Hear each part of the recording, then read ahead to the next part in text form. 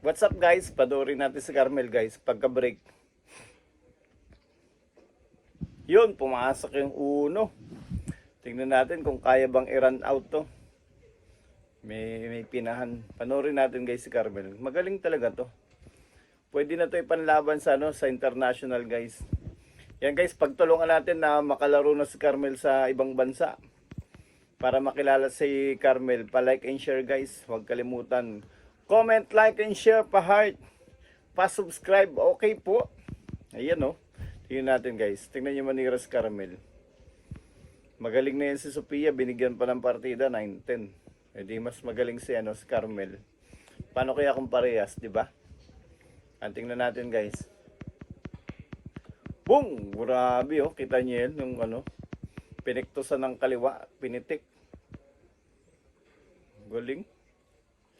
Parang natutulog lang. Pag ganito yung tirador ko guys, anong pang gagawin natin dyan? Itaya na natin yung lupa't bahay natin dyan na maging mansyon. O kaya yung pang-almusal, itaya na rin. Pag natalo, magtubig na lang muna. Yan, joke lang guys. Good vibes lang. Okay. Matinding. Galing ni Carmel oh.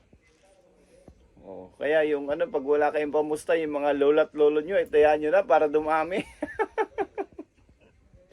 Yan, joke lang guys. Boom! Grabe naman yun, tinampal.